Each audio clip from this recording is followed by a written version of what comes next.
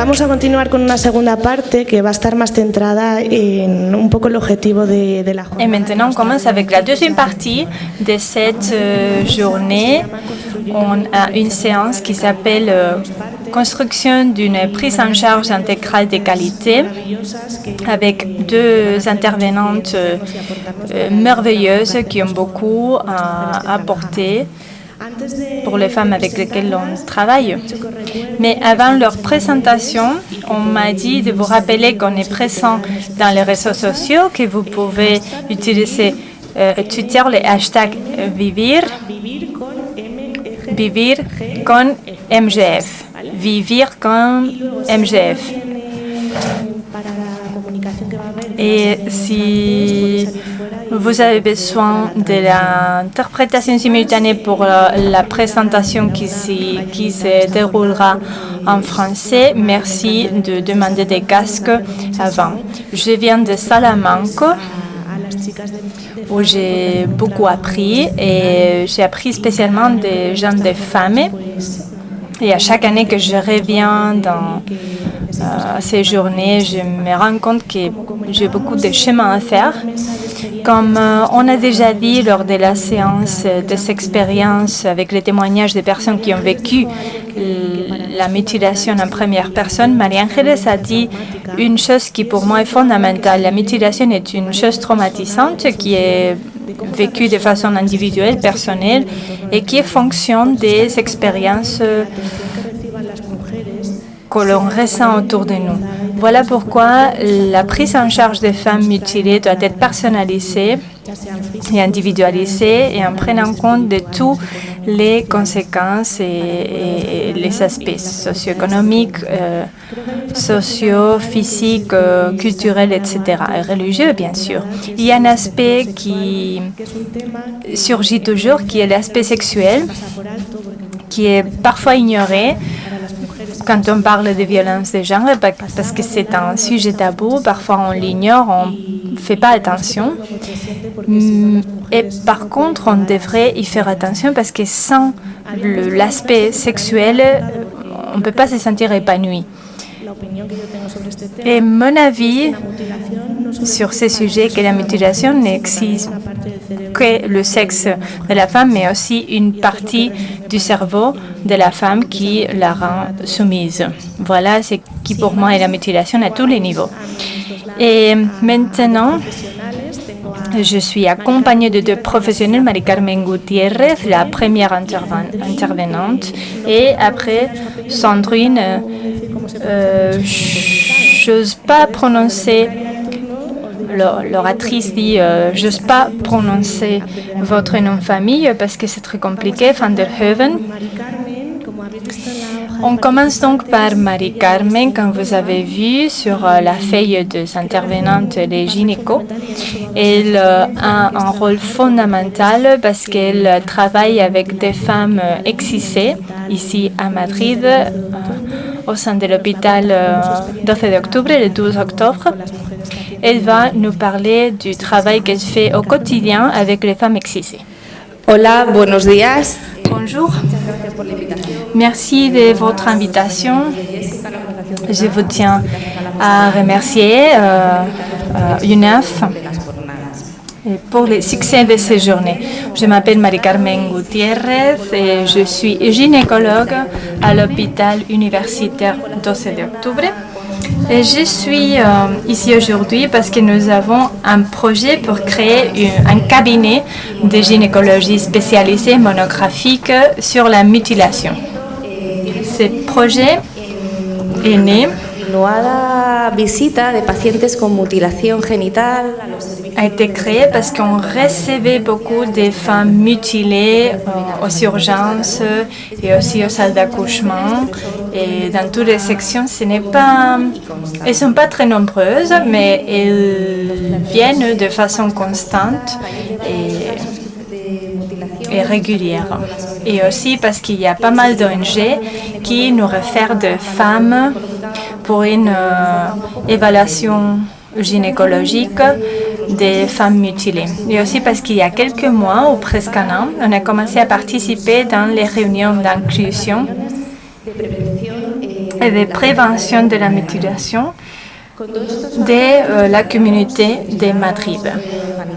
Et voilà pourquoi on s'est dit, il faut qu'on organise une consultation, un cabinet spécifique sur la mutilation génitale féminine. Pour ça, on a analysé nos besoins pour la mettre en place.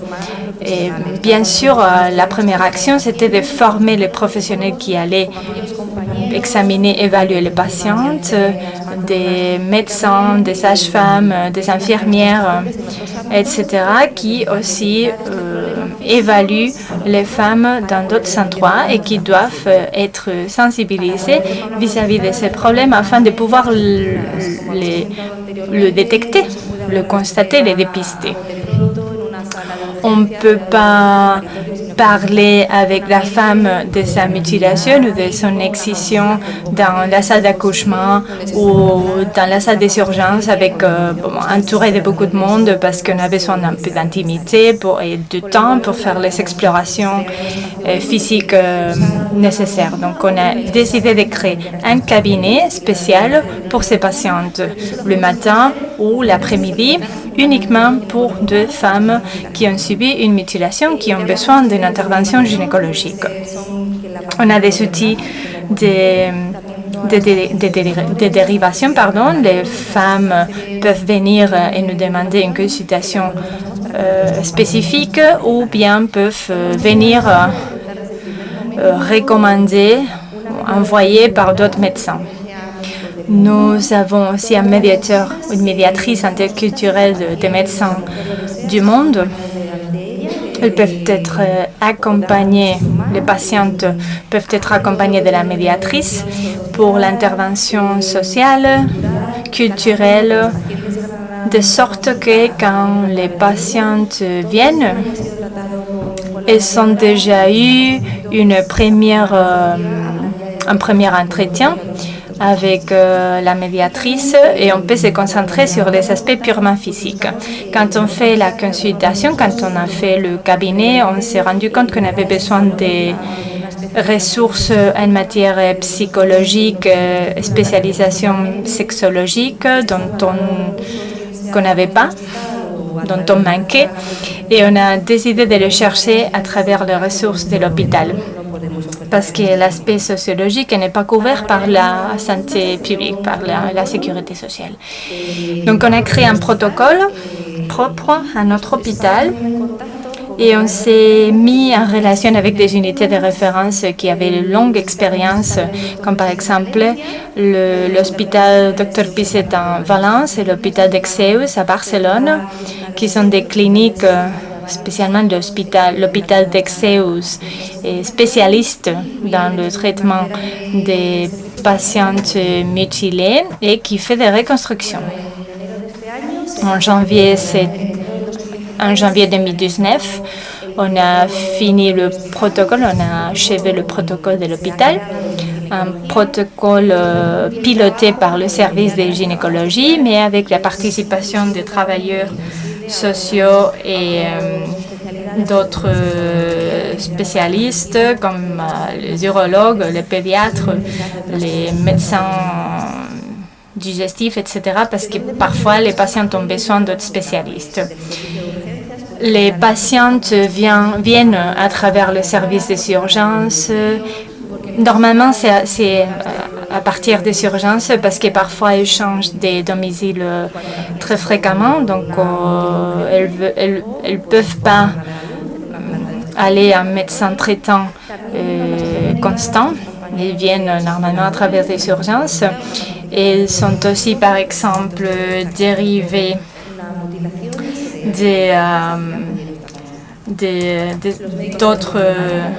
d'autres médecins, et des consultations publiques d'autres médecins et aussi des ONG qui travaillent avec des patientes mutilées. Le cabinet fonctionne une journée complète par mois en fonction de la demande du nombre de patientes. Il y a très peu de patientes par jour parce que normalement elles ont besoin d'un d'une ambiance intime, de confiance, tranquille, lentement. Et une fois qu'on a évalué leurs symptômes, ce qui prend du temps parce que parfois ils ne savent pas le type de blessures et des lésions qu'ils ont. Après, on fait une exploration physique si elles donnent leur consentement et on fait aussi des tests ou des actes supplémentaires parce que parfois ils ont aussi des problèmes menstruels, des infections. On a besoin de faire des échographies et des exudats. Et on invite la médiatrice interculturelle à les accompagner, à être présente si les patientes le veulent. Parce que parfois, elles se sentent plus accompagnées si la médiatrice est présente, ou même si elles parlent espagnol couramment, parfois elles ont des difficultés de traduction ou des détails culturels et la médiatrice est là pour faciliter l'entretien. Une fois qu'on a exploré la patiente, on a des brochures où l'on leur montre les génitaux, disons, normaux et les génitaux excisés pour leur expliquer le type de mutilation qu'elles ont subi. Parfois, c'est la première fois qu'elles prennent conscience du type de mutilation qu'elles ont subi ou de la représentation physique de la mutilation dont elles ont été victimes. Une fois qu'on a fait les explorations et on a fait la séance d'information, on leur propose des interventions. Parfois, ce sont des modifications des habitudes ou des coutumes d'hygiène. Parfois, il y a une hygiène excessive qui cause des irritations et des infections. On propose aussi des contraceptifs. Parfois, les patientes, c'est la première fois que les patientes ont recours à la contraception. On essaie de traiter aussi des courbatures et des douleurs, des contractures au niveau du bassin pelvien. Et parce que c'est le résultat des traumas physiques et psychologiques qu'elles ont subis. Dans certains cas, on peut proposer des traitements chirurgiques, spécialement pour les mutilations de type 3. Pour les types 2 et 1, ça dépend du profil de la patiente. Mais il faut toujours l'accompagner d'un traitement psychologique avant, durant et après la chirurgie. Mais c'est que pour certains cas, et on travaille aussi les attentes de la chirurgie et de la reconstruction. On a vu beaucoup de patientes de façon occasionnelle. On a vu même 3 patientes avant l'organisation de ces cabinets spécialisés. Et comme le cabinet complètement spécialisé est consacré à la mutilation,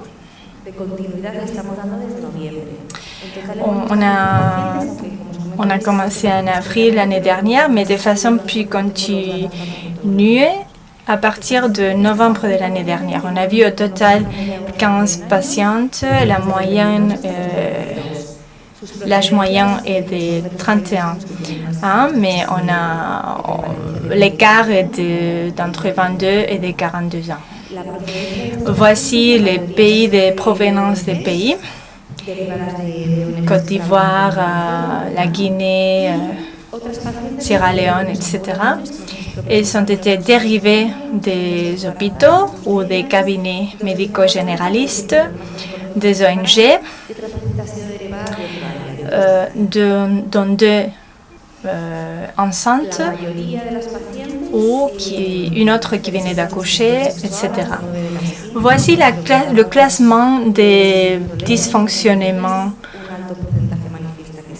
des problèmes ou des nuisances au niveau des génitaux, le désir de reconstruction, des problèmes digestifs, des troubles digestifs, parce qu'ils sont des troubles à s'adapter à la nourriture espagnole, stérilité. La plupart sont mutilés type 2, fonction de leur pays d'origine. La plupart des pays ont la mutilation type 2. Et les motifs de consultation, dans 3 cas, c'était la grossesse parce que c'était enceinte, la sage-femme dans la plupart des cas, ou dans tous les cas, dérive ces patientes à notre cabinet. Normalement, on les voit ou on fait l'intervention à partir ou autour de la semaine 28 ou sinon au moment de l'accouchement. Il y a des patientes qui ont des troubles génitaux, des douleurs, on dirait, sourdes au quotidien, dans le bassin pelvien. Et il y a aussi 3 patientes qui voulaient être évaluées, examinées, parce qu'elles avaient besoin d'un rapport médical pour une demande juridique, parce qu'elles avaient subi de la maltraitance. Elles voulaient apporter un rapport médical comme quoi elles avaient été mutilées pour l'utiliser devant les tribunaux. Et on constate et on signe un rapport comme quoi la femme peut justifier qu'elle a été mutilée, soit pour des jugements de maltraitance physique ou des demandes d'asile. Voici le classement des traitements qu'on a proposés aux patientes: contraception, des traitements pour la douleur. Il y avait 5 patientes qui étaient intéressées par la reconstruction chirurgicale. D'après ce qu'elles racontaient, elles sont en manque d'informations parce que parfois elles pensent que la reconstruction est hyper simple et qu'avec ça, on reconstruit toute leur vie précédente. Et on insiste toujours que pour la reconstruction, elles doivent être accompagnées d'un traitement psychologique avant, durant et après l'intervention, la reconstruction. C'est très difficile. Maintenant, je vais parler des difficultés. C'est très difficile parfois de fixer un rendez-vous avec le patient. Normalement, on le fait en passant un appel téléphonique. Parfois, c'est plus facile de contacter avec la médiatrice parce qu'ils ont beaucoup de difficultés au quotidien pour savoir quand ils auront un moment pour venir nous voir. Et aussi parce qu'ils ont beaucoup de tâches à faire au quotidien. Par exemple, ils prennent soin des enfants. Ils sont des enfants de bas âge et parfois ils ont des difficultés à pouvoir laisser les enfants pour aller au médecin. On a aussi des problèmes de langue. On utilise des interprètes quand on peut. Et ils ont des habitudes aussi parfois différentes. Je ne vais pas juger si elles sont meilleures ou pires, mais en matière d'hygiène, parfois elles utilisent des produits excessifs et cela rend la situation pire. Et une difficulté très importante, c'est de leur convaincre d'accepter les traitements psychologiques ou même de l'obtenir. Parce que même si on demande un psychologue public, parfois il est très difficile de l'obtenir parce que parfois c'est compliqué. Et aussi les femmes, parfois, ne sont pas prêtes à l'accepter parce que pour elles, cela signifie de recommencer à revivre tout ce qu'elles ont vécu quand elles étaient petites. Parfois, elles ne veulent pas. Ces cabinets spécialisés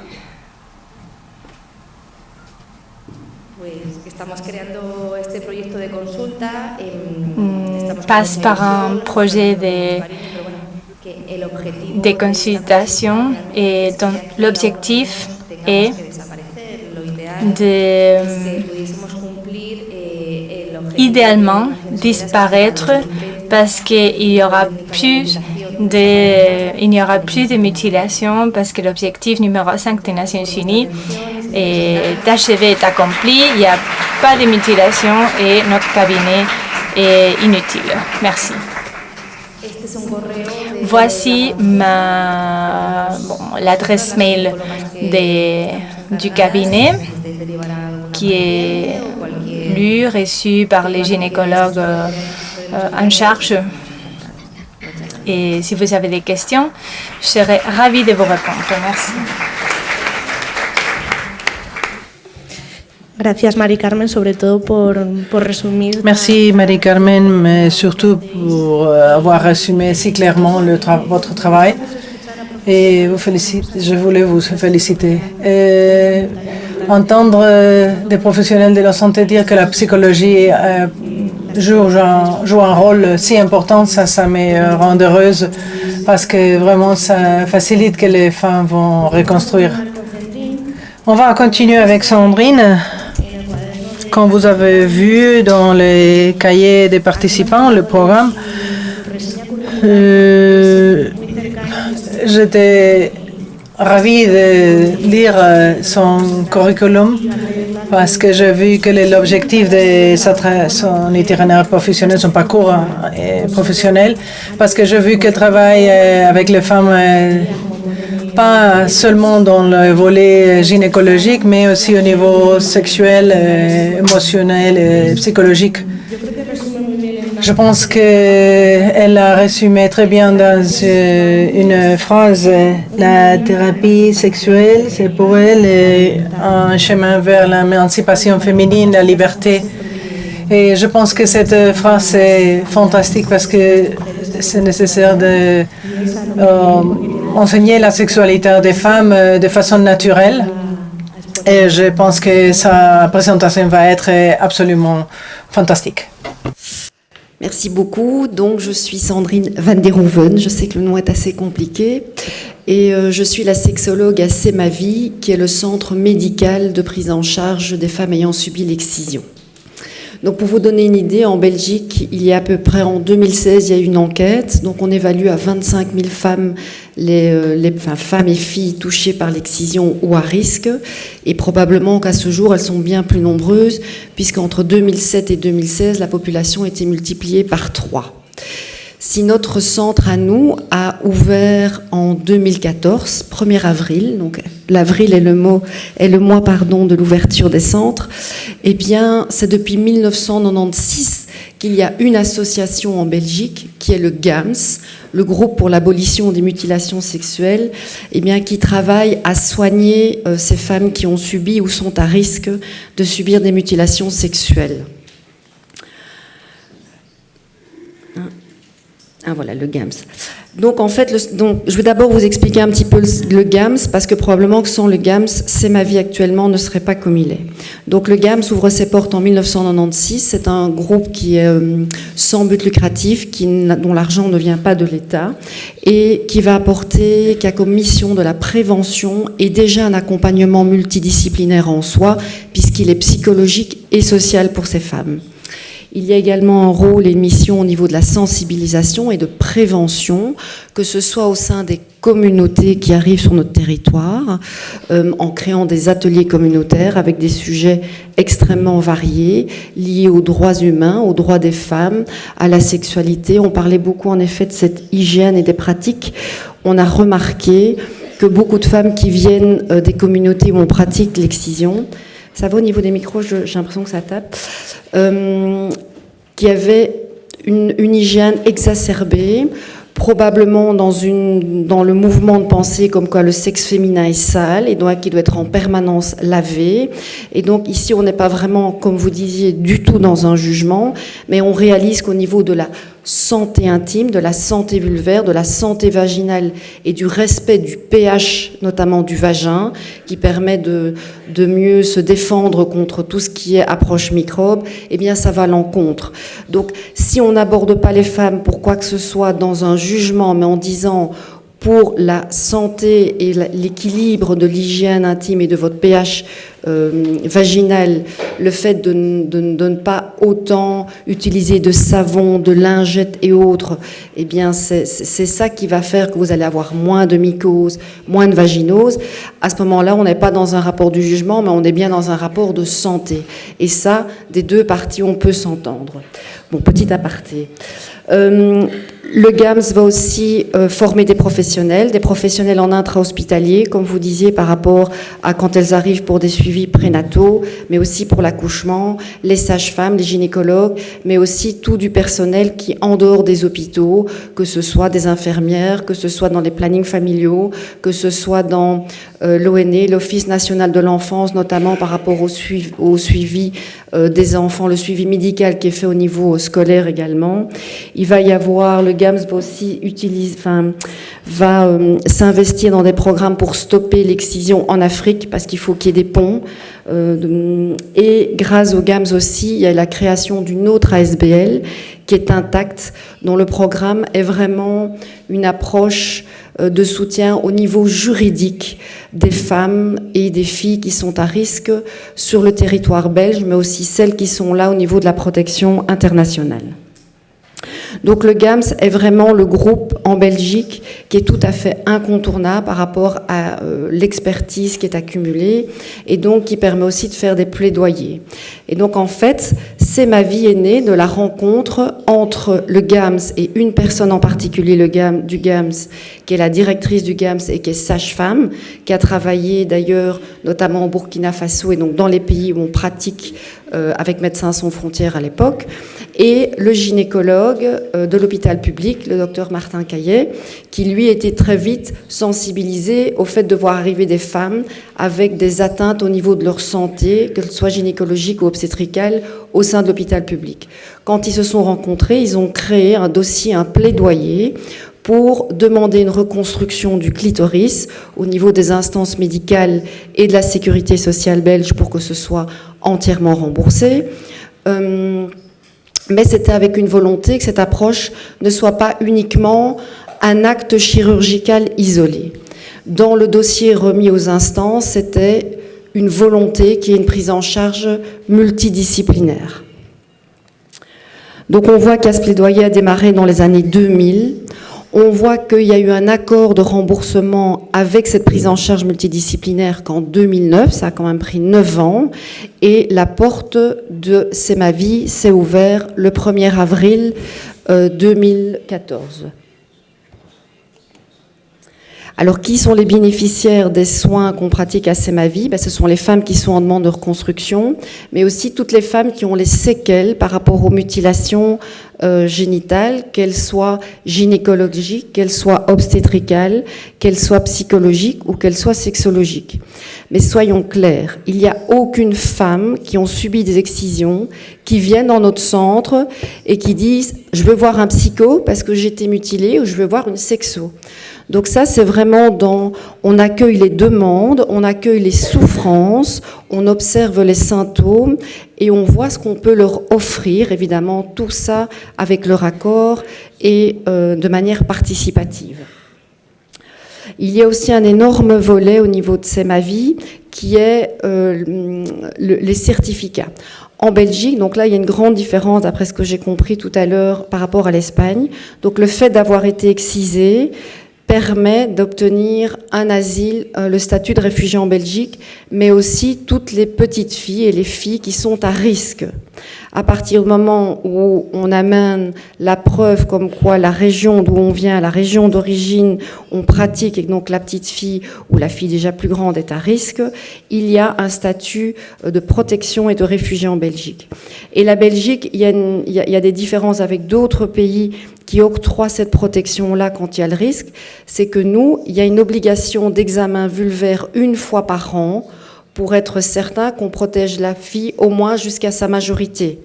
Donc ce n'est pas une protection qui est donnée une fois, et puis c'est vrai qu'il pourrait y avoir un temps avant sa majorité où elle est excisée. Donc, de 2014 à 2019, ça représente 4500 consultations, réparties sur 1700 patientes. Il y a eu 50 reconstructions clitoridiennes, je vais vous expliquer pourquoi. Donc, finalement, il y a un nombre beaucoup plus important de demandes de reconstruction clitoridienne, mais en réalité, ce n'est pas le même nombre où il y a la reconstruction qui se fait pratiquement. Il y a 73 chirurgies vulvaires qui sont principalement des chirurgies correctrices au niveau d'une santé obstétricale ou une santé gynécologique, quand il y a eu des kystes, quand il y a eu des abcès, quand il y a parfois des petits lambeaux de petites lèvres qui n'ont pas été coupés entièrement et qui gênent la femme. C'est aussi, bien entendu, tout le volet des désinfibulations. Et pour ma part, j'ai fait plus de 350 consultations sexologiques. Alors, l'âge moyen de ces femmes, ça allait d'être proche d'ici, c'est entre 25 ans et 39 ans. Les motifs de consultation, donc ici, c'est toutes les patientes qu'on a vues. J'ai pris 2018 parce que 2019, on n'a pas encore réalisé.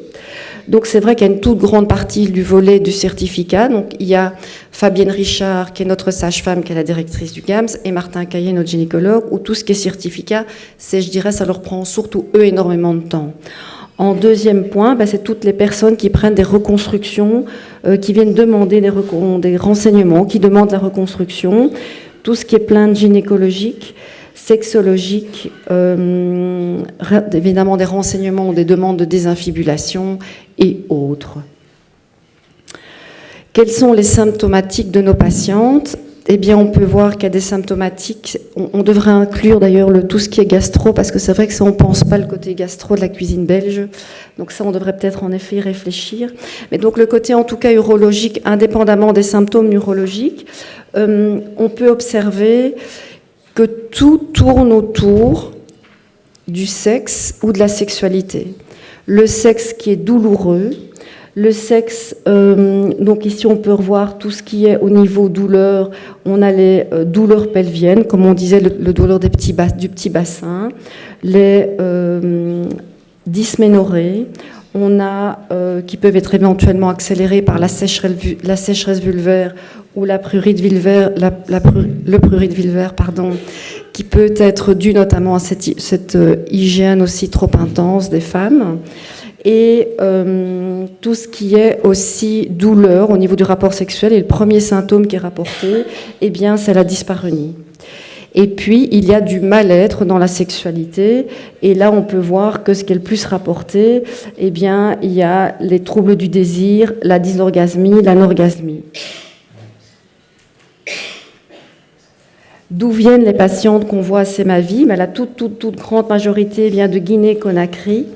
Il y a également un peu le Sénégal, peut être présent, Somalie, Djibouti, Burkina, Côte d'Ivoire. Donc c'est aussi les chiffres de 2018.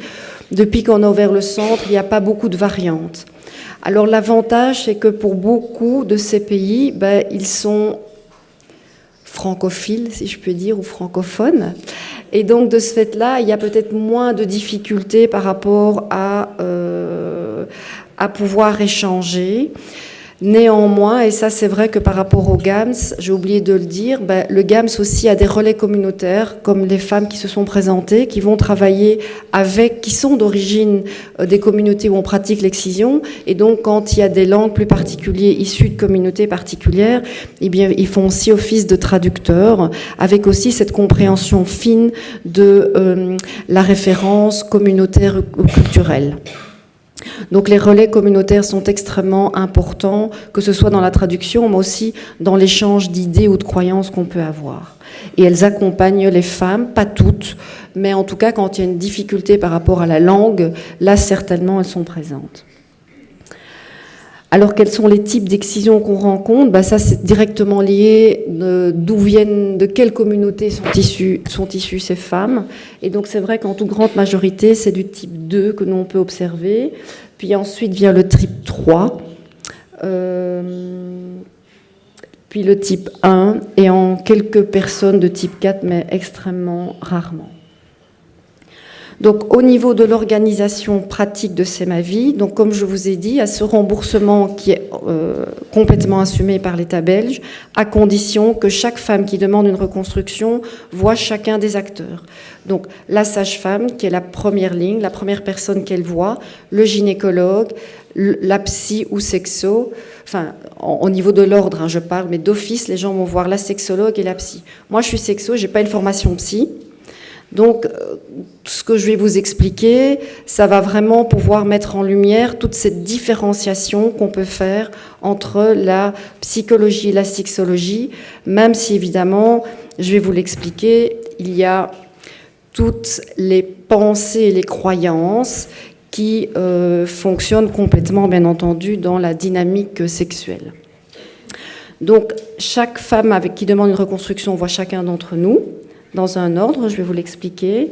Et en fait, à chaque mois, on a une réunion multidisciplinaire une fois par mois. Chaque demande, chaque histoire, donc chaque femme va être discutée en équipe. Et l'idée, c'est qu'est-ce qui nous semble mieux avec notre expertise à proposer, surtout peut-être en termes de timing et en termes d'accompagnement à cette femme, de nouveau, où elle est pleinement participative. C'est pas nous qui avons le savoir et elle pas. C'est nous on a une petite partie de l'expertise parce que c'est quand même elle a plus l'expertise sur sa vie, son ressenti et son histoire. Et donc on lui propose un accompagnement qui est soit psy, soit sexo, soit psy et sexo. Tout dépend. On parlait de l'expérience individuelle des femmes, donc quel est son ressenti, quel est son vécu, quelles sont ses souffrances, quels sont ses besoins. Donc cet accompagnement-là va varier d'une femme à l'autre. Et donc il y a certaines femmes qui font ce suivi et puis après X de consultations, elles vont abandonner leur demande de reconstruction. Et puis, il y a une autre partie où, avec ce suivi psy et ou sexo, eh bien, il y aura quand même la reconstruction au niveau chirurgical. Nous, on estime qu'on n'a pas à interdire, donc c'est notre offre par rapport à la reconstruction chirurgicale. C'est pas nous à interdire ou pas interdire, mais ce qu'on estime de ce que nous devons absolument faire, c'est que cette femme puisse prendre une décision éclairée par rapport à cette chirurgie de reconstruction. La première consultation, c'est la sage-femme qui va vraiment écouter les demandes et réaliser une anamnèse. Cette anamnèse, ce n'est pas juste des questions-réponses. Ça va être tout un discours, un échange d'informations où l'objectif principal est d'amener la confiance et le respect pour qu'après, la sage-femme puisse réaliser l'anamnèse, mais pas sous forme de questions-réponses. Il va y avoir vraiment une création d'un lien de sécurité, et je dirais avec beaucoup de rire. Dans nos couloirs, il y a beaucoup de rire qui s'échappent, parce qu'on veut aussi faire passer de rendre ce sujet aussi sérieux et difficile soit-il, le rire et la communication universelle. C'est le lien entre tous les humains qui nous semble essentiel et aussi pour dédramatiser, pour alléger tout ce qui peut être honte et tabou. Donc on peut amener de l'humour, non pas pour se moquer évidemment ni de l'excision ni des personnes, mais dans la dynamique de relation humaine, elle est importante pour nous en tout cas. Ensuite, il va y avoir cet examen qui est vulvaire et génital et on a changé de bureau il y a 2 ans et on aurait voulu que le bureau du gynécologue et de la sage-femme communiquent par une porte, ce qui n'a pas été réalisable. Et donc, ce que nous, on a voulu garder, c'est que la difficulté pour ces femmes, évidemment avec leur accord, de se déshabiller, de se mettre en position gynécologique avec toutes les souffrances vécues, on a voulu que le médecin et la sage-femme puissent éventuellement la voir une fois dans cette position, pour ne pas obliger ces femmes à se redéshabiller une fois devant le gynécologue, à de nouveau être en position gynécologique. Donc avec son accord, la sage-femme demande « Est-ce que vous êtes d'accord que le médecin puisse venir voir, faire son examen, lui, vulvaire et gynécologique en même temps que moi, pour éventuellement aussi détecter tout ce qui peut être comme séquelles physiques gynéco-obstétricales ». Donc, un seul examen avec finalement 2 expertises. La sage-femme propose, si la femme le souhaite, un miroir pour qu'elle puisse observer ses parties génitales, puisqu'en effet, pour les 3 quarts, enfin les toute grande majorité de ces femmes, elles n'ont jamais vu leur partie intime. Je dirais qu'elles ont toujours touché leur partie intime, mais dans un rapport très hygiéniste, pas finalement de découverte de leur partie intime, et elles ne savent pas quel type de mutilation elles ont subi. Donc c'est de nouveau avec l'accord, soit elle le fait, soit elle ne le fait pas avec le miroir, c'est la femme qui décide. Très vite, la femme peut se réhabiller, et il va y avoir de nouveau tout avoir un temps d'échange et de discussion pour lui expliquer quel type d'excision. Donc il peut y avoir des schémas explicatifs. Et on utilise aussi, comme ceci, le principe du clitoris 3D pour que ces femmes prennent aussi conscience de la réalité de ce qu'est le clitoris. Pour une femme qui était excisée, quand elles arrivent à nous, je n'ai plus de clitoris. Et donc ici, c'est de mettre aussi en conscientisation le fait que la partie qui était excisée, c'est la partie externe, mais que la partie interne est encore tout à fait présente. Notre sage-femme, Fabienne aussi, elle va au-delà d'une anamnèse qui est plus médicale, va aussi faire dans l'anamnèse des questions au niveau de justement de ses procédures éventuellement d'asile, de ses besoins sociaux. Et donc, elle va aussi créer un lien avec les ASBL déjà existantes et spécialisées par rapport à l'accompagnement de ces femmes. Et donc, on est de nouveau dans une prise en charge qui dépasse très largement le médical et beaucoup plus holistique. La deuxième personne qu'elle voit le même jour, c'est le docteur Martin Caillet. Et donc ici, à nouveau, normalement, il ne verra pas cette femme dans son examen gynécologique. Il va plutôt être dans une discussion et une explication sur schéma. Si elle a des séquelles, si elle a des complications de mutilation, laquelle c'est, lui proposer un traitement médical et voire chirurgical, comme il peut y avoir des kystes, des abcès ou en cas de désinfibulation. Toute femme qui demande la reconstruction de la chirurgie, eh bien, il va aussi mettre quelque part en confrontation le rêve ou la croyance de cette chirurgie de reconstruction qu'amènent les femmes et la réalité de ce que c'est. On a des patientes qui viennent en disant, voilà, docteur, je viens vous voir, donc est-ce que je peux vite avoir la reconstruction? Il est 9h du matin, écoutez, il faut vite me la faire parce que tout à l'heure, moi, je dois rentrer chez moi. Donc il y a parfois aussi entre la réalité, le rêve et les croyances, il y a parfois des grosses différences. Il y a aussi la réalité de transmission. Il peut y avoir des échecs au niveau de cette chirurgie. Il peut y avoir, c'est un endroit qui était traumatisé. Donc, de quelle manière il ne peut pas y avoir une reviviscence de ce traumatisme? Parce qu'on va quand même aller réouvrir, c'est quand même une plaie.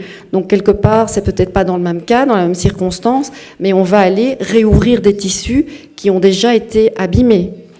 Donc, il y a des possibilités de rétraction. Il y a des possibilités de diminuer la douleur, il y a des possibilités de diminution aussi de sensibilité. On parlait tout à l'heure qu'une femme qui est excisée peut ressentir aussi du plaisir sexuel. Et donc, refaire une chirurgie peut aussi, dans 25% des cas, diminuer cette sensibilité qu'elle avait. Donc, il y a une idée aussi, à nouveau, de transparence et de connaissance de c'est quoi la chirurgie de manière pratico-pratique, est-ce que ça peut amener ou pas, et les échecs, plus les soins post-opératoires. La douleur est énorme. Au départ, aussi dans les échanges, dans les congrès, on disait oui, mais ça fait mal. Et en fait, quand on a vu les patientes, c'est absolument ahurissant. Il y a des antidouleurs avec des paliers différents qui vont jusqu'à des morphiniques, donc vraiment extrêmement puissants, avec des femmes qui peuvent marcher pendant plusieurs semaines en cow-boy, tellement elles ne supportent pas la moindre sensation au niveau de leur partie intime pendant plusieurs jours, voire plusieurs semaines. Donc ça veut dire qu'elles ne savent plus aller travailler, ça veut dire qu'elles ne savent plus s'occuper de leurs enfants, donc elles ont besoin d'aide logistique dans les jours, voire les semaines qui suivent. Donc important à savoir. La psychologue, je crois que c'est bien, il y a eu beaucoup de mouvements par rapport au côté psychologique, donc c'est de découvrir chez les patientes tout ce qui est troubles psychologiques. Et on parlait de trauma, oui, mais il y a une différence entre le traumatisme qu'il y a eu par rapport aux femmes qui ont été excisées et le stress post-traumatique.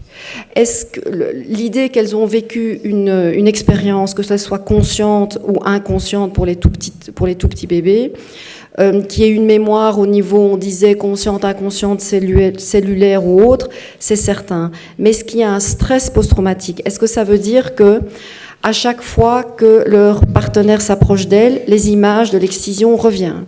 Est-ce qu'on a des patientes où elles ne savent pas cuisiner parce que dès qu'elles voient un couteau dans une cuisine, ça refait penser, des images reviennent en flash? Donc il y a une différence entre traumatisme, je ne vivrai jamais, je ne pourrai jamais l'oublier, forcément, je ne sais pas comment cela aurait été si je n'avais pas été excisée, évidemment, mais il y a une différence entre ça et un impact de stress post-traumatique.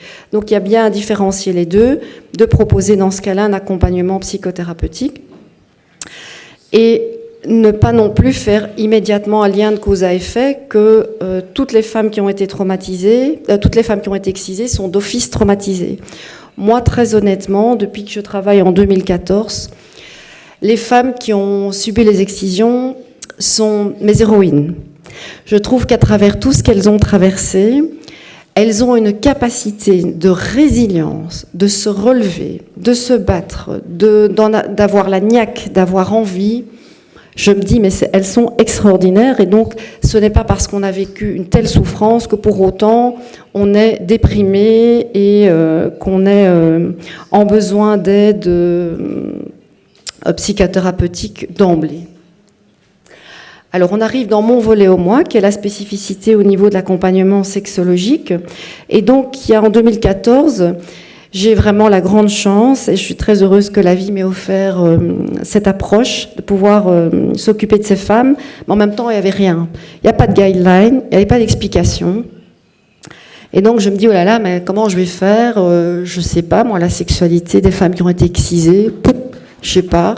Et c'est quoi le résultat? Ok, tu vas arriver, en plus, la blanche, la blonde, qu'est-ce qu'elle va encore qu'est-ce qu'elle sait de mieux ou quoi? Enfin bon, j'étais vraiment très ennuyée, je ne savais pas par où commencer.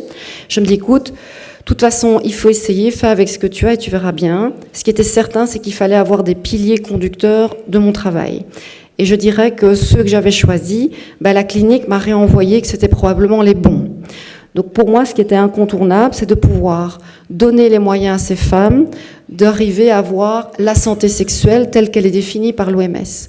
Donc ça veut dire que la santé sexuelle, c'est un état global de bien-être, autant physique, psychologique que social.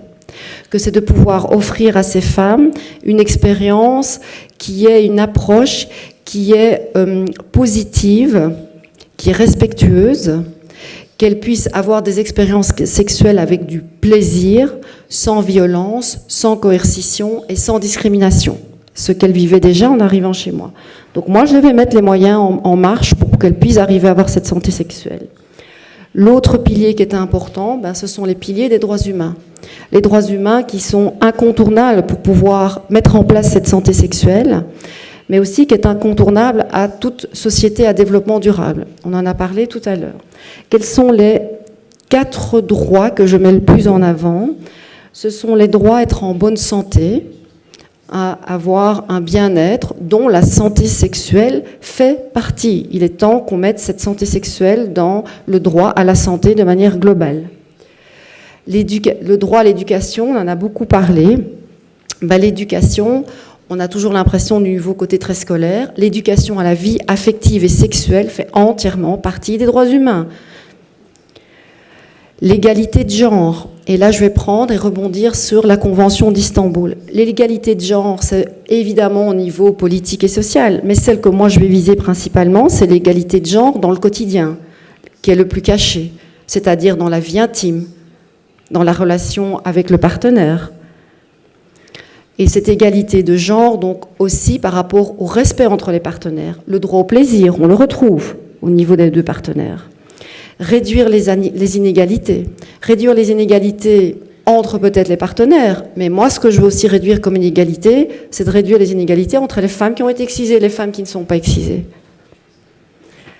Évidemment, c'est de répondre à la demande de la reconstruction de ces femmes, mais pas uniquement en prenant la première ligne qui est « reconstruisez-moi le clitoris », c'est de pouvoir écouter cette reconstruction de manière beaucoup plus large.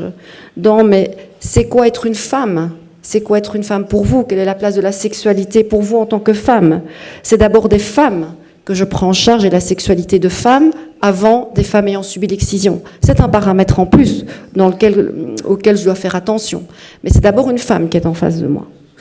Et donc il va y avoir une dynamique d'échange de savoir, de compétences, parce qu'elle aussi, elle a plein de choses à m'apprendre. Et j'en ai appris des choses. J'en ai appris sur le tchoulaï, j'en ai appris sur les petits pagnes. Donc il y a plein de choses.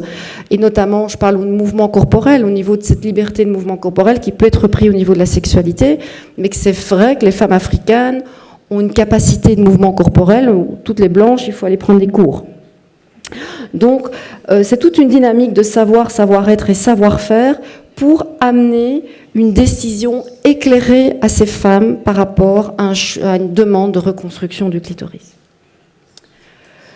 Donc, il y a vraiment une toute première étape qui est importante pour moi, c'est qu'à un moment donné, c'est pratiquement toute ma première consultation, et voir ça peut prendre plusieurs consultations, où je prends le temps de qu'est-ce qu'il y a derrière, en fait, ce mot reconstruction ? Quelles sont ses envies, ses besoins, ses attentes, ses croyances et les fausses croyances qui se cachent derrière cette demande de reconstruction, en fait, pour pouvoir qui sont bien entendu en lien avec le bien-être global d'une femme et sa définition de femme avec la partie sexuelle ou pas. Il faut pouvoir faire une différence avec une demande de chirurgie miracle. Il y a beaucoup de demandes où c'est... pour ne pas parler non plus en effet de ce qu'elle a vécu ou ne pas parler de sexualité. La sexualité est encore hyper taboue et honteuse, ici en Europe aussi. C'est pas parce qu'on est baigné d'images où les femmes sont à moitié nues sur les obèdes de bus avec les sous-vêtements ou qu'on a le porno hyper accessible qu'il y a une liberté, une émancipation féminine, même ici. Ça, c'est extrêmement clair. Et donc, pour se protéger ou pour pas avoir envie de parler de ce qui est un petit peu tabou et autre, eh bien, il y a une demande, une croyance aussi de reconstruction qui est miraculeuse. Donc, il y a faire ces différences-là. Il y a les demandes esthétiques qui c'est « je ne veux plus jamais qu'un homme, qu'un amant me dise « toi, t'es pas bonne » parce qu'en fait, il te manque un clitoris. Mais c'est l'excuse, parce qu'il y a des tas d'hommes qui peuvent dire à des tas de femmes « toi, t'es pas bonne ». Et en fait, le fait d'avoir été excisée, c'est chaque fois la bonne excuse, en fait, pour tout. J'ai eu une patiente qui a épousé un Belge. Ils ont vécu une vie pendant 20 ans, plus ou moins heureuse comme tout le monde, avec une vie sexuelle épanouie, indépendamment de son excision. Donc voilà, ils avaient trouvé les moyens pour qu'ils puissent être épanouis sexuellement. Et en fait, ils ont divorcé. Et donc, son mari lui a dit, mais en fait, on divorce, mais c'est à cause de ton excision. Et là, je me dis, waouh. Donc, l'idée aussi, c'est que ces femmes puissent se ressentir aussi dans la fierté et que tout ce qui se passe dans leur vie, même malgré ce qu'on leur renvoie, développer une confiance suffisamment en elles pour pas que tout ce qu'on leur renvoie, que c'est lié à l'excision, qu'elles le prennent comme réalité ou comme monnaie courante. C'est de reprendre, le troisième gros volet aussi, c'est de reprendre le droit sur « je veux qu'on me redonne à mon corps, sur mon corps, par mon corps, ce qui m'a été volé ». Ça, alors on comprend bien la démarche intellectuelle, mais la réalité, c'est aussi de leur dire, c'est qu'en fait, ce clitoris n'est pas le clitoris qui était celui de la naissance, en fait. C'est pas celui qu'on va reconstruire, n'est pas celui de la naissance. C'est reconnaître que c'est 8000 terminaisons nerveuses qui ont été ôtées et coupées. Donc, c'est de leur dire, on ne sera pas celui de naissance, mais néanmoins, quand les femmes arrivent, c'est important de se dire, mais vous avez plus de 90% de votre clitoris là, entre votre jambe, maintenant. Et je réalisais qu'en fait, Martin leur en parlait, Fabienne leur en parlait, mais elle n'arrivait pas à l'intégrer qu'il y avait un clitoris entre leurs jambes, même s'il y avait l'excision et qu'il faut la reconnaître, évidemment. Donc moi, j'ai mis au point un système de dessin. Ici, je vais le passer beaucoup plus vite, parce que je vois que le temps passe. Et donc, c'était grâce au dessin que je l'ai aidé pour intégrer dans leur schéma corporel, leur clitoris, que j'ai fait avec les femmes. Et donc, toutes les deux, on s'amuse à dessiner un entrejambe, mais qui devient son entrejambe à elle, pour qu'elles puissent comprendre et réaliser et intégrer qu'elles ont un clitoris entre les jambes et que la partie qui était coupée, qui n'est pas pour ça négligeable, en fait, est une toute petite partie de leur clitoris. Et qu'est-ce qui fait que ce clitoris, en fait, eh bien, n'arrive pas à leur donner autant de plaisir? Eh bien, l'autre grand volet, c'est de transmettre à ces femmes la réalité de la réponse sexuelle féminine. À nouveau, c'est pas une question d'appréciation, c'est une question de réalité scientifique qui a été mesurée par rapport à la partie qui est la partie qui est réflexe, mais quelle que soit la partie réflexe, d'abord il faut le temps pour qu'il y ait cette partie réflexe, mais aussi il faut pouvoir l'apprécier. Il faut pouvoir le voir positivement. Il faut pouvoir l'écouter de manière érotique. Et là, rentre en fait en jeu toute la réalité de ce qu'on met dans la tête des femmes et des filles par rapport au sexe, à la sexualité, au plaisir sexuel, à l'érotisme féminin, au droit au désir et toutes ces choses-là. Il y a toute une partie... Très vite, je veux emmener ces femmes dans la réalité aussi, que c'est une problématique de toutes les femmes. Et donc, très vite, je dis, OK, il y a une partie d'excision, mais en même temps, venez, vous êtes dans la communauté de toutes les nanas. On doit toutes apprendre à comment fonctionne notre corps. Il y a tout un volet d'appréciation, de dynamisme et d'apprentissage à devoir faire. Et donc, je reprends chaque étage qui va influencer. Donc, petit à petit, je reconstruis avec des dessins chaque étage qui influence la réponse sexuelle de la femme, mais pour qu'elle puisse être appréciée avec tout ce volet de société éducationnelle. Donc, le travail des fausses croyances, c'est en fait travailler sur cette castration mentale qui est faite sur les filles. Et l'excision on s'entend bien, hein, est le moyen de pouvoir consolider par l'atteinte corporelle toute la castration mentale faite sur les filles. Et donc c'est ça qu'il faut aller détisser, que je travaille avec elle en fonction de ce qu'elle a entendu, de ce qu'elle croit, de ce qu'on lui a dit, de ce qui se dit au pays, de ce que disent les voisines, de blablabla. Aussi la croyance que quand elles viennent ici, toutes les blanches s'épanouissent pleinement, on hurle très facilement de plaisir, d'ailleurs ça se voit dans les films, on nous touche à peine, un petit bisou, hop, pénétration, on est au 7e ciel.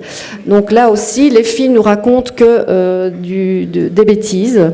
Donc c'est aussi de replacer ça dans la réalité, que le clitoris, fausse croyance que c'est un bouton qui nous amène tout de suite au 7e ciel. On pousse dessus et on est parti. Je suis sexo aussi des femmes qui n'ont pas été excisées. Je peux vous dire qu'il y en a où ça rame aussi, méchamment. La croyance que l'homme, il sait tout. Et même ici, que l'homme, c'est le roi au niveau de la sexualité. C'est lui qui sait, c'est lui qui connaît. C'est finalement son rythme à lui qu'il faut respecter. S'il est en érection, c'est que le moment. Il faut pénétrer, là, indépendamment de où en est la fille. Alors, les hommes, on a entendu, doivent être éduqués. C'est une réalité. Mais d'abord, la femme doit apprendre à se connaître elle, et donc il faut lui donner les moyens pour qu'elle le fasse, et à chaque mère, à chaque partenaire, à chaque maîtresse, d'aller aussi éduquer. Mais pour ça, il faut mettre une égalité de genre pour qu'elle puisse à un moment donné dire « mais ma voix compte et mon plaisir compte ». Voilà, et je termine juste, je vais pas... donc l'objectif premier, c'est de donner, pour qu'elle puisse avoir les moyens d'avoir un avis éclairé et autonome dans ses demandes de reconstruction. Donc nous, en réalité, après tout ce suivi, et ou sexo, psy, en fonction de tout ça, il y a moins de 10% des personnes qui finalement y vont à la reconstruction parce que notre accompagnement a pu répondre à toutes leurs souffrances, toutes leurs envies de découverte et d'émancipation. Et c'est vrai que pour moi, la sexothérapie est une voie royale pour l'émancipation des femmes qui ont subi l'excision, mais de toutes les femmes. Voilà, merci.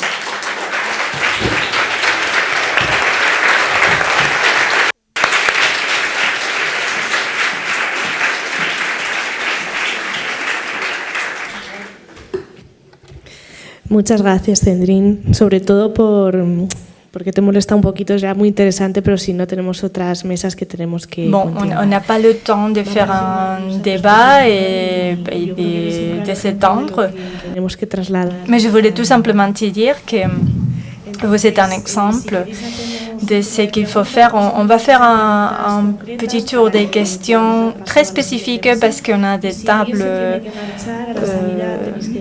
après. Et si vous quittez la salle, merci de rendre les casques et de remplir les questionnaires de satisfaction que vous trouverez vers la sortie. Maintenant, si vous avez des questions, c'est le moment.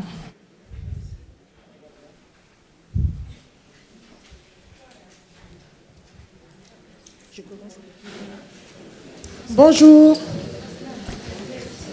J'ai une question pour Sandrine. Apparemment, le clitoris mesurerait 21 cm. Est-ce que c'est vrai?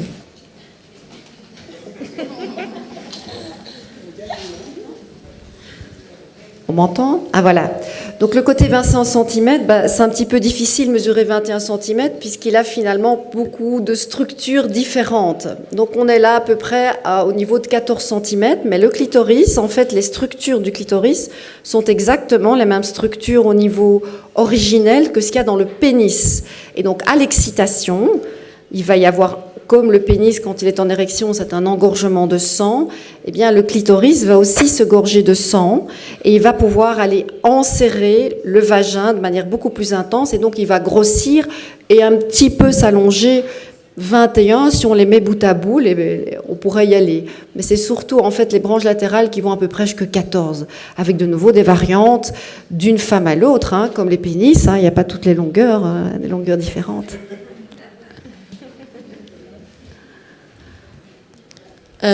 Quand on fait la reconstruction pour la cicatrisation, ça dure combien de temps?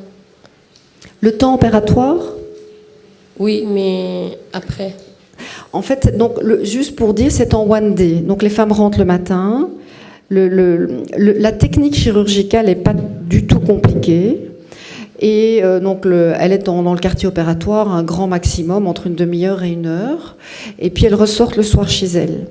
Et puis il y a une variabilité de chacune. Donc d'office, le médecin la revoit quelques jours après. Et puis il y a un suivi. La question, est-ce que c'est le temps? Et donc, il y a des femmes qui ont des douleurs vraiment très importantes pendant 8-15 jours, puis il y en a certaines où ça peut être 1 mois. On va dire que la cicatrisation est quand même plus ou moins faite après un bon mois, entre 1 mois et 2 mois. Par contre, il y a une pigmentation qui va se faire. C'est quand même une partie interne qui est extériorisée, et donc les tissus sont rosés. Et donc pour les personnes qui sont issues des communautés et de l'Afrique, il va y avoir vraiment une pigmentation de ce clitoris externe qui va devenir noir. Et ça, il faut attendre entre 6 mois et 1 an. On va dire que la cicatrisation au niveau douleur, grosse douleur, c'est à peu près entre 1 mois et 2 mois. Mais il y a encore des femmes qui se plaignent de douleurs beaucoup moins importantes, mais parfois plusieurs mois après. Je voudrais savoir, parce que, comme vous avez dit, non, qu'il y a des types de circoncision, bon, de l'excision qu'on subit. Bon, j'ai vu 4 types. J'aimerais qu'on m'explique la différence ou comment sont les 4 types de circoncision. Parce que, à vrai dire, que c'est vrai que nous l'avons peu, mais qu'on ne sait pas quelle étape tu as, si tu as le 1, le 2, le 3, le 4, et je veux savoir comment définir ou comment savoir que... Alors moi, je voudrais juste, on peut peut-être laisser le médecin pour discuter par rapport au type, si elle le souhaite, mais je voudrais juste, c'est vraiment extrêmement important. Donc en anglais, ils utilisent aussi le mot, je ne sais pas en espagnol, ils utilisent le mot circoncision. Et on parlait tout à l'heure par rapport, c'est pas la même chose, c'est pas aussi violent, ça n'a rien à voir.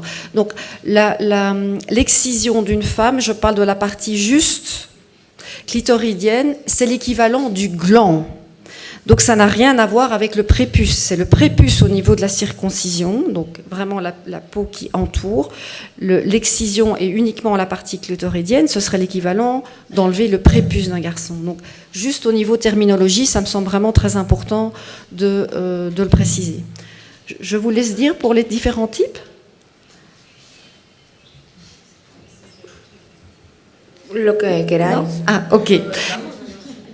Donc, il y a le type 1, en fait, qui est la partie qui serait soit le clitoris le clitoris externe. Donc c'est finalement important de plus en plus de parler de ce clitoris externe, parce qu'à force de dire aux femmes, et je pense que c'est vrai, tu n'as plus de clitoris, en fait, tout le monde, enfin les femmes surtout qui ont subi l'excision et les autres, en fait, se disent, elle n'a plus de clitoris. Si, il y a encore toute la partie interne. Donc le type 1, c'est au niveau du clitoris externe qui peut être coupé entièrement ou partiellement, et entièrement, partiellement, le capuchon. Donc la jonction des petites lèvres au-dessus. Le type 2, ça va être une partie ou pas des petites lèvres, une partie partielle ou totale, et même chose pour la partie du clitoris externe. Le type 3, ça c'est plutôt l'infibulation, donc ce qui se passe au niveau des petites lèvres, au niveau du clitoris, ça dépend des communautés, mais ce qui est sûr, c'est on referme, si je puis dire, par les grandes lèvres ou les petites lèvres, ça dépend, le sexe des femmes, et on va laisser juste un tout petit orifice pour l'écoulement de l'urine ou des menstruations. Et alors le type 4, c'est tout ce qui n'est pas répertorié dans le type 1, le type 2 et le type 3, c'est-à-dire ça peut être des percements, des scarifications. Je dirais que les piercings à la mode sous nos contrées européennes, et donc c'est la grande question en ce moment, ça peut être considéré comme une excision de type 4. Quand on met un piercing à son clito et on met une petite boule, ça rentre dans les définitions du type 4 de l'OMS. Mais là, il y a au moins eu le choix, en tout cas, de la personne.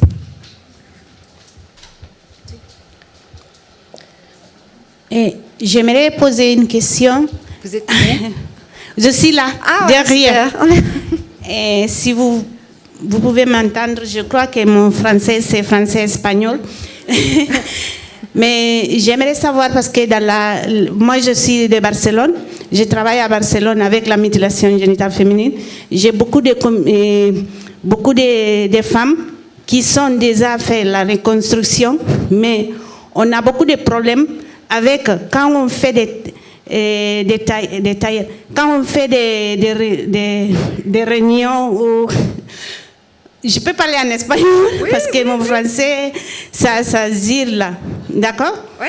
Et dentro de la communauté, dans la communauté de Barcelone, la communauté de la Guinée ou la communauté africaine en général, quand on fait des ateliers ou des journées, on fait des réunions, on se rencontre chez quelqu'un, il y a des femmes qui sont mutilées, qui se sont fait une reconstruction et ont beaucoup de difficultés et se plaignent et ne veulent pas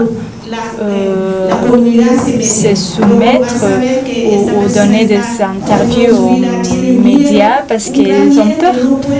Ils ont peur d'admettre, d'avouer qu'ils ont été mutilés et après reconstruites parce qu'ils ne veulent pas laisser les médias rentrer dans leur communauté. Qu'est-ce qu'on peut faire pour essayer de convaincre ces femmes d'exprimer leur voix? J'ai envie de rien du tout de les convaincre, dans le sens que je leur laisse leur liberté de s'exprimer ou pas. Je sais en tout cas d'expérience, nous aussi, il y a beaucoup d'attrait vis-à-vis de, que ce soit le fait qu'il y ait les reconstructions, le fait qu'il y ait des mutilations. Il y a une espèce d'engouement, en tout cas au niveau journalistique. Et je pense, quelqu'un en a parlé tout à l'heure, il faut quand même être prudent pour ne pas stigmatiser que ce soit les femmes qui ont été mutilées ou celles qui décident de se reconstruire. Je pense qu'elles elles aspirent à une seule chose, c'est finalement je vais enfin me sentir normale. Donc elles n'ont pas envie toujours de s'exposer. Nous on demande qui a envie, parce on est beaucoup sollicité aussi par rapport aux journalistes qui veulent les entendre ou pas. C'est vrai que les journalistes ont un peu plus de succès quand on leur garantit l'anonymat. Et donc on a par exemple des reportages radio, on a des reportages écrits où il n'y a pas d'office leur photo, il n'y a pas d'office leur nom.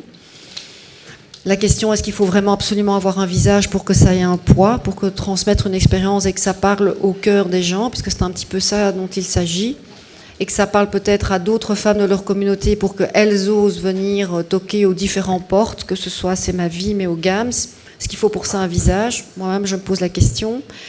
Et celles où ça devient l'histoire de leur vie, comme on a vu tout à l'heure, où finalement j'ai une place et un rôle ici sur Terre et que à travers mon histoire, je veux m'engager et je veux être une militante, elles montrent leur visage. Je veux dire, c'est à chacune de pouvoir garder cette liberté-là.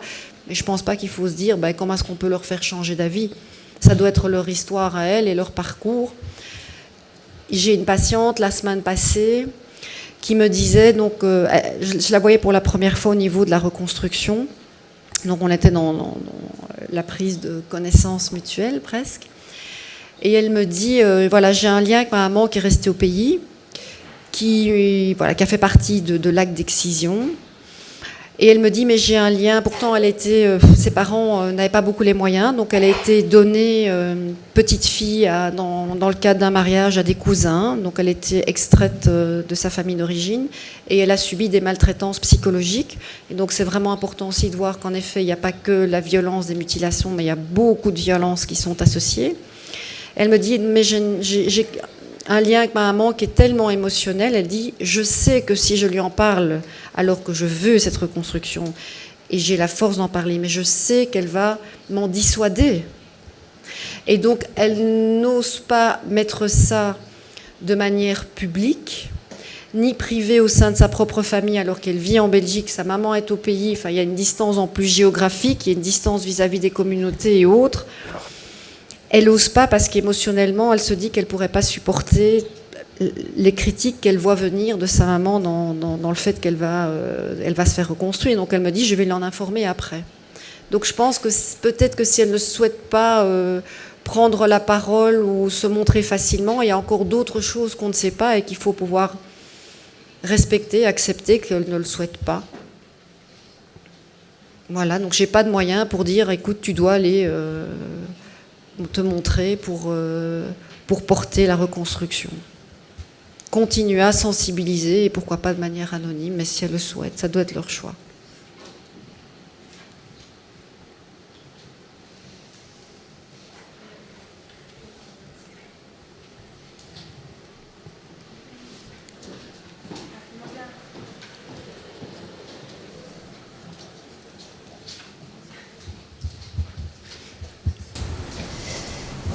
Bueno, gracias. Yo quería preguntar sobre la cuestión de... Merci. Je voulais demander comment ça se passe pour la demande d'asile en Belgique, parce que, bon, maintenant, si l'asile prend compte de si la femme a été mutilée ou pas. Et je pense que vous faites un contrôle, les autorités font un contrôle pour savoir si les filles ont été mutilées ou pas. Et si par exemple une famille a demandé l'asile, mais qu'après ils ont envoyé leur fille à leur pays d'origine pour la faire mutiler, si vous le prenez en compte pour décider si l'asile est accordé ou pas. ¿No? Es decir, también sería una razón de asilo. Et si la reconstruction est aussi accepté comme argument pour l'isolement des filles et comme cause d'asile. Non, donc la reconstruction n'est absolument pas prise comme argument. Par contre, l'excision, oui. Donc une femme qui a subi des mutilations sexuelles, ça rentre dans le dossier, ça lui permet au niveau légal de pouvoir avoir le statut de réfugié en Belgique. Donc ça, c'est le cadre de loi. J'ai envie de dire qu'il y a... la Belgique ne peut pas refuser un asile à une femme qui est excisée en expliquant que si elle retourne dans son pays d'origine, elle peut... Donc d'abord, là, elle risque d'être réexcisée s'il y a une désinfibulation, par exemple. Donc d'office en Belgique, une femme qui est excisée avec des séquelles physiques ou psychologiques, enfin ça, c'est pas très compliqué à trouver. Hein, donc ça, c'est vraiment la règle. Une femme qui a été mutilée avec des séquelles psychologiques ou physiques. Et ça, c'est pas, voilà. Donc ça, c'est pas compliqué. Par contre, pour les filles, donc en Belgique, en effet, le fait d'avoir une fille, si on amène les documents, et c'est pas si compliqué non plus, les régions, finalement, on pratique l'excision, sont quand même très connues. Et bien qu'on vienne d'une région où cette fille a un risque d'être excisée, elle peut rester avec sa famille sur le territoire belge. Et c'est comme ça, par contre, qu'il y a un contrôle obligatoire jusqu'à sa majorité, puisque s'il y a un retour au pays et qu'il y a une excision qui a été pratiquée, les parents le savent, ils peuvent être expulsés de Belgique. Et d'ailleurs, pour une idée, le GAMS a créé un petit carnet qui prouve que la fille est toujours intacte. Et c'est un petit carnet que les parents, parce que les parents disent, mais parfois, nous, si on retourne au pays, ben, ça peut être une cousine, ça peut être une sœur, ça peut être une voisine qui enlève. Et donc, c'est pour bien expliquer qu'en Belgique, ça, c'est la preuve comme quoi elle est intacte. Et que quand ils vont revenir en Belgique, ben, la fille, elle doit en continuer à être intacte. Sinon, ils peuvent aller en prison, les parents peuvent aller en prison et peuvent être rejetés au niveau de la Belgique. Donc là, il y a quand même une peur comme quoi ils pourraient même, eux, être dénoncés dans le pays d'origine et que finalement, toute une partie de la famille peut être en prison. Donc, mais ce petit carnet n'a pas une valeur juridique, ça, c'est un poids pour que quand les familles retournent, ils aient une triangulation, c'est-à-dire que faites attention, on est surveillé. Néanmoins, il y a un contrôle une fois par an réel au niveau du côté vulvaire des petites filles pour pouvoir maintenir ce statut de réfugié.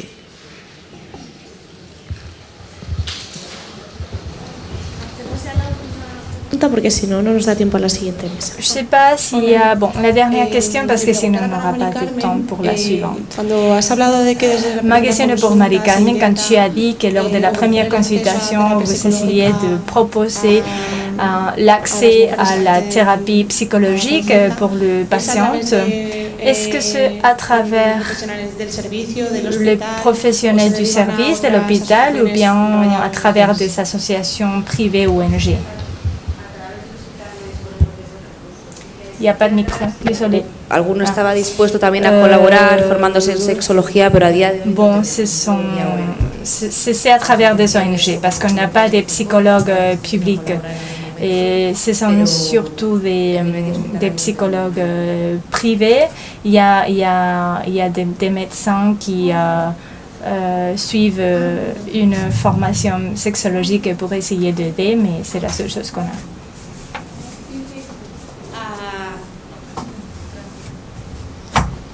Je voudrais faire la question pour Sandrine. Bon, ce que je voulais savoir, c'est qu'après la reconstruction, si la personne, disons la femme, va se sentir telle qu'elle est, physiquement et mentalement. Merci.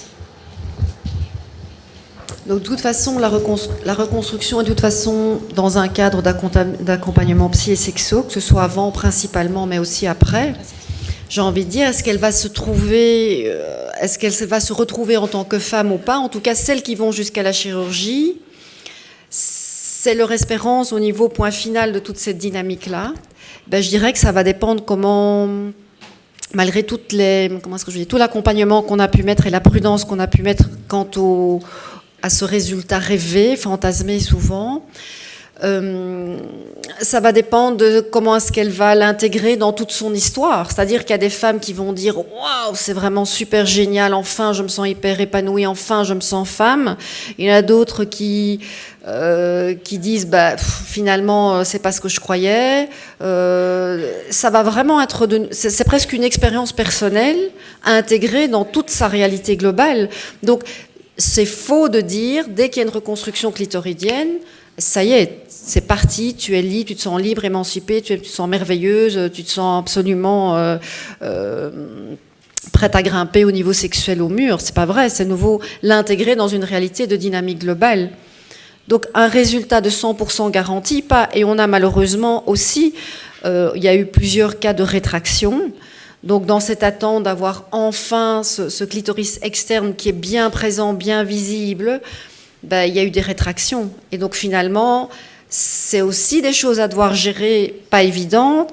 On est allé jusqu'à la chirurgie et finalement, la chirurgie n'a pas répondu au rêve. Et donc c'est pour ça qu'on est au maximum extrêmement prudent par rapport à la chirurgie entre les attentes rêvées et la réalité.